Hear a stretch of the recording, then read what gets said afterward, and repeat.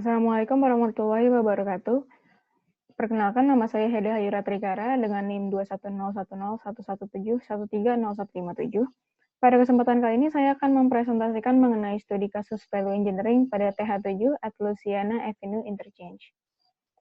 Dimulai dengan gambaran umum proyek.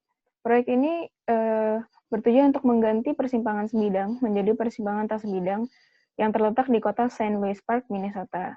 Persimpangan ini merupakan salah satu persimpangan terpadat yang selalu masuk dalam peringkat 200 simpang terpadat.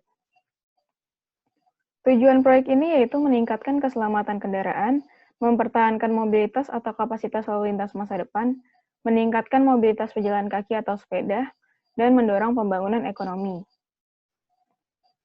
Terdapat beberapa permasalahan proyek, diantaranya adalah harus mengakomodasi sepeda dan pejalan kaki selama konstruksi dan desain yang diusulkan, menghindari dampak terhadap kompleks apartemen Louisiana Oaks, Sam's Club, dan rel kereta api menyeberang atas TH7 di ujung timur proyek.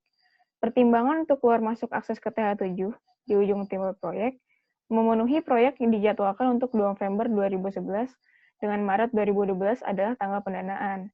Ada potensi untuk 1 tahun perpanjangan dengan persetujuan sebelumnya oleh Met Council. Berikut merupakan permasalahan lain pada proyek ini.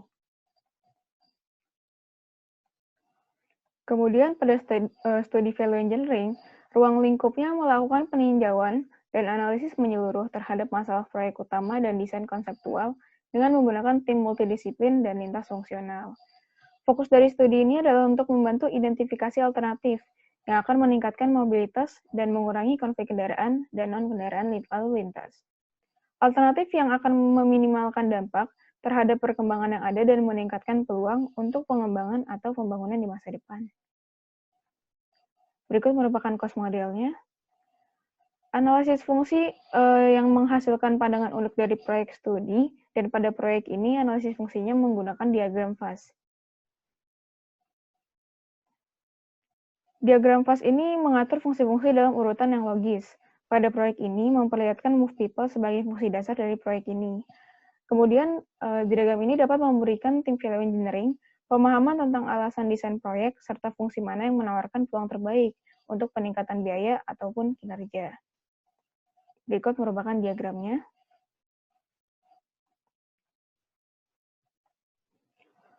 Untuk evaluasi ide, daftar ide dikelompokkan berdasarkan fungsi atau elemen proyek utama.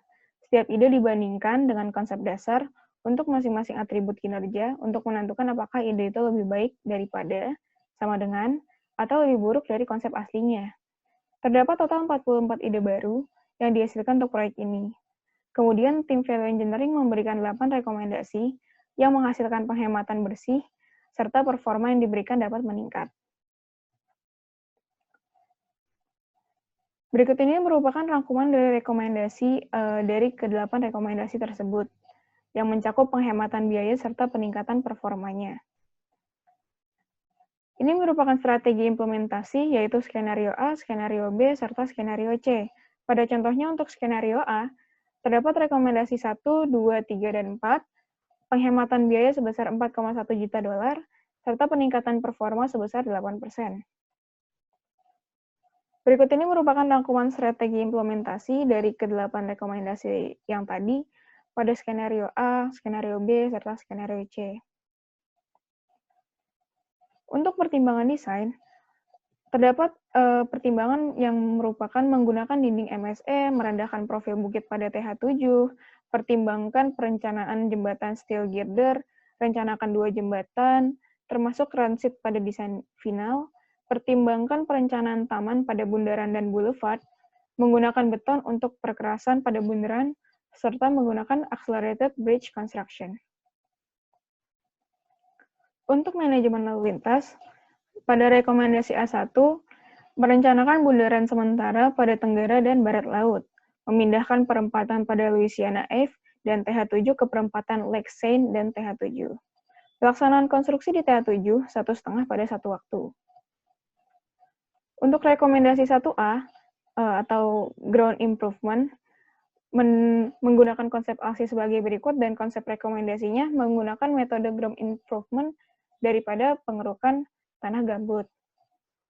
Terdapat beberapa keuntungan dan kerugian, dengan cost summary-nya mampu menghemat biaya sebesar 2,4 juta dolar dari biaya awal sebesar 4,4 juta dolar menjadi 2 juta dolar.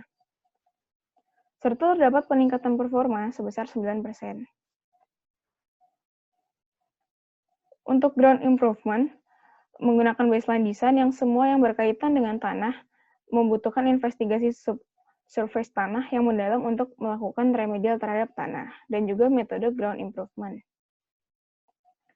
Untuk rekomendasi 1B, dengan konsep asli sebagai berikut, konsep rekomendasinya yaitu menggunakan urugan atau timbunan ringan, yaitu EPS geoform atau pecahan ban. Berikut merupakan keuntungan dan kerugiannya, dengan cost summary-nya mampu menghemat biaya sebesar 2,2 juta dolar dan peningkatan performa sebesar 2%. Pada rekomendasi ini, investigasi terhadap tanah mungkin dibutuhkan untuk mengetahui treatment yang tepat untuk pelaksanaan. Pelabukan mungkin bisa terjadi pada material. Operasi bisa dilaksanakan dengan dikombinasikan dengan soil surcharge untuk meningkatkan kualitas tanah dari dekompos organik yang ada. Pengurukan masih dibutuhkan untuk pengurangan settlement. Kemudian, kontaminasi terhadap potrelum merupakan efek terhadap desain ini atau membutuhkan geomembran yang lebih baik untuk perlindungan. Pada rekomendasi 1C, dengan konsep asli sebagai berikut, konsep rekomendasinya yaitu menggunakan tiang pancang atau drilling pile pada area dengan tanah bertekanan. Berikut merupakan keuntungan dan kerugiannya. Dengan cost summary mampu menghemat biaya sebesar 2,5 juta dolar dari biaya awal yang sebesar 4,4 juta dolar menjadi 1,9 juta dolar. Kemudian terdapat peningkatan performa sebesar 6%. Kemudian memasuki rekomendasi yang kedua yaitu reinforced loop. Konsep rekomendasinya yaitu menggantikan cast-in-place concrete atau yang biasa disebut dengan pengecoran langsung di tempatnya dengan reinforced steep slopes. Nah, ini merupakan gambar dari ketika sudah jadi. Dengan keuntungan dan kerugian berikut, cost summary-nya yaitu mampu menghemat biaya sebesar 1,1 juta dolar. Kemudian terdapat peningkatan performa sebesar 7%. Untuk rekomendasi 3, dengan konsep asli seperti yang ada di layar, konsep rekomendasinya yaitu perubahan pada jumlah lane yang digunakan pada roundabout. Kemudian berdasarkan penelitian yang diberikan rekomendasi bahwa mode 1 lane masih cukup untuk menampung kendaraan, yang ada di mana tingkat kepadatannya masih berada di bawah 85% dan tergolong arus yang stabil.